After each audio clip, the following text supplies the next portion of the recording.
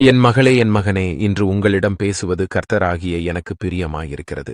இன்று உங்களுக்கு வேதாகமத்திலிருந்து சொல்கிறேன். யோவான் 14ஆம் அதிகாரம் 1ஆம் வசனம். உங்கள் இருதயம் கலங்காதிருப்பதாக, தேவனிடத்தில் விசுவாசமாயிருங்கள் என்று எழுதியிருக்கபடியாக. என் மகளே, என் மகனே, உங்களுடைய இதயம் கலங்கிக் கொண்டிருக்கிறதா? உங்களுக்கு ஏற்பட்டிருக்கிற ஏதோ ஒரு காரியத்தை குறித்த கலக்கம். என் மகளே, என் மகனே, நீங்கள் நினைத்த காரியம் என்ன ஆகுமோ ஏதாகுமோ என்று கலங்கிக் கொண்டிருக்கிறீர்களா?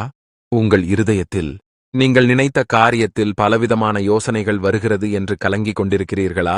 அப்படிப்பட்ட என் ஜனமாகிய உங்களுக்கு கர்த்தராகிய நான் சொல்லுகிறேன், என் மகளே, என் மகனே, உங்கள் இருதயம் கலங்காதிருப்பதாக.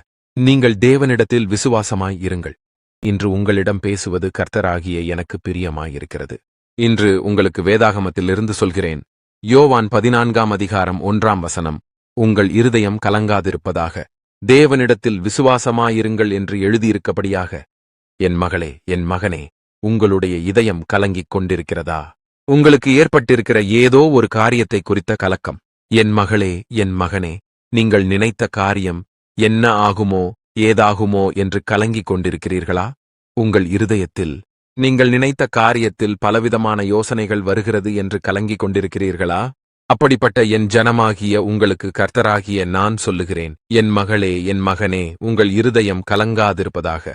நீங்கள் தேவனிடத்தில் விசுவாசமாய் இருங்கள். கவலை வேண்டாம் என் பிள்ளையே. நீ உன் குடும்பத்தில் பெரிய பிரச்சனை இருப்பதாக என்னிடம் பிரார்த்தித்தாய், அது எனக்கு கேட்டுவிட்டது. உன் இதயத்தில் இருக்கும் துயரத்தை நான் அறிந்திருக்கிறேன். உன் குடும்பம் பிளவுபட்டு ஒற்றுமை இல்லாமல் உன் மனம் வேதனைக்குள்ளாகி இருக்கிறது. ஆனால் நினைவில் கொள், என் முன்னிலையில் எந்த பிரச்சனையும் மிகப்பெரியது அல்ல. நான் உங்களை மீண்டும் சேர்த்து உங்களுக்கு அமைதியையும் சாந்தியையும் தருவேன். நம்பிக்கை மற்றும் பொறுமையுடன் இருங்கள்.